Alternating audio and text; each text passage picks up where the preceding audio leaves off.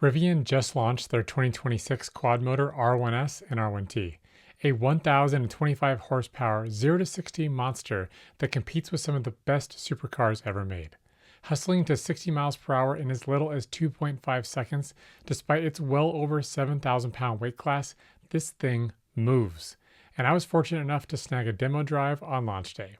But despite the unbridled power, launch mode, kick-turn pivot maneuver, and a new custom tuning interface, what all else does the brand new quad motor have to offer at the breathtaking price of approximately $120,000?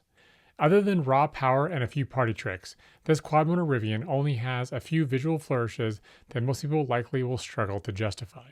A beautiful Laguna Beach blue teal accent behind the Rivian wordmark, some blue quad touches on the rear badging, as well as on-theme blue-colored brake calipers. Plus, you get a fun little hair-swept version of gear guard, so the most eagle-eyed fans know you have the best the Rivian has on offer. Beyond that, not much else is special or obvious about the quad motor in general versus what is expected for all 2026 model year Rivians. Some quality of life things, such as native NACS up front, even though we'll be living in an adapter world for at least the next few years. But there are also some obvious cost-cutting measures, such as no more adjustable rails in the rear cargo area for the R1S. And the worst piece of all is the absence of a mobile charger for plugging into level 1 or level 2 charging stops. That will run you an extra $400. Yes, even on the limited quantity launch edition for as much as $126,000, you still won't get a mobile charging kit included at delivery. At this price point, I find the lack of what I consider essential equipment to be glaring. And then we have the known blind spots of the outgoing 2025 model year left completely unchanged for 2026. The sound system is still passable, but still far from good, let alone great. And a wireless charging mat that leaves your phone lava hot and no better charge than when you set it down. And most egregiously, no improvement to the battery thermal system or brakes on this performance-oriented trim. During our recent 5,230-mile road trip, the battery thermals showed up like a sore thumb, limiting, often dramatically, the vehicle's ability to properly fast charge. I mean, just look at this extreme example from a charging session in Moab, Utah, thanks to the beta testing I've been doing for the upcoming Rivian Roamer Premium service, referral link in the description to get credit towards access in the near future. With ambient temps around 110 degrees, the entire chain of charging fell down so badly that the supercharger started only delivering under 7 kilowatts of power, and the thermal system was so overtaxed that we were actually losing battery percentage while plugged into a Tesla supercharger. Clearly, the thermals need to be more robust to handle not only the most extreme conditions and scenarios, but also to hold up to how a performance driver is likely to push the vehicle in this class. Next is that sound system. The one that was passable at $75,000, embarrassing at $100,000, and is now downright inexcusable at $120,000. I find it borderline impressive how consistently Rivian has opted to not only downgrade the audio solution in their vehicles over the years, but then turn around and brag about how immersive and impressive they seem to think it is. It is fair to say that through a series of significant software updates last fall, the audio performance has improved quite a bit. But it's also fair to say that the further up the ladder you go in the price point, the less impressive or even excusable the current audio performance is. This purported premium sound system should be the base in every Rivian R1, given the price, and a completely redesigned sound system altogether should be on the trims with the Ascend interior or as an upgrade option for the dual motor configurations. Otherwise, the interior is exactly the same as what you find in the more affordable tri-motor, which is to say a really nice place to be, but not to be confused with a top-end luxury interior from similarly priced vehicles. Take any gas-powered car at this price point, and you'd be hard-pressed to find areas that the Rivian stands out in terms of interior quality or luxury.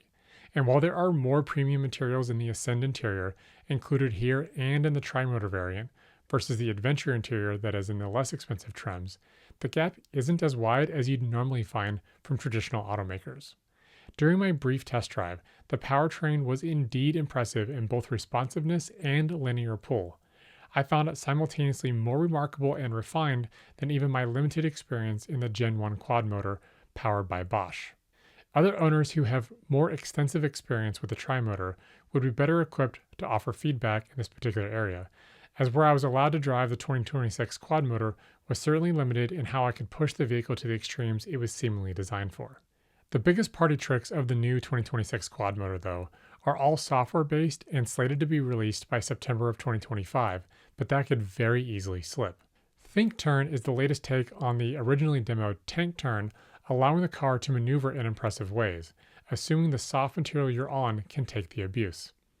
And the new customizable software has been demoed to other reviewers with an early build, giving drivers pretty extreme customization over how their vehicle performs compared to the default stock behaviors that the rest of us get. I'd caution anyone from buying a vehicle, though, with the expectation of software solving their desires at a later date. Gen 1 owners learned that lesson all too well, thanks to the promised Tank Turn that never actually came to fruition, and improved autonomy that is a dwindling question mark. This advice rings even more true when the sticker price marches well past 6 figures. Always buy cars for what they do now and not what they are promised to do later. Rivian is better than most at making dramatic improvements over time, but until it ships, it isn't something that you can actually use. So at the end of the day, the 2026 Rivian Quad-Motor really begs two main questions. Who should actually buy this vehicle? And was the new Quad-Motor the best use of the ever-limited Rivian resources? As for who should buy the new Quad, the answer is almost no one. The fraction of a fraction of people who can actually use the added capability of the Quad already know exactly who they are. Now, if you just want to buy one because you like how it looks and you can afford it, more power to you. But most people should be looking at the better value dual motor or tri-motor, which leaves very little to nothing to be desired for most buyers. The return of launch green and the unique appearances, such as giving the dune wheels a second life, are indeed stunning. However, I think that 99.99% of the market would be hard-pressed to justify the added cost for what you actually get included when you purchase a quad motor. As for if the Gen 2 quad motor program was worth diverting resources to, only Rivian can answer that, but I can think of many things that would have been better served for both customers and attracted more prospects to actually buy.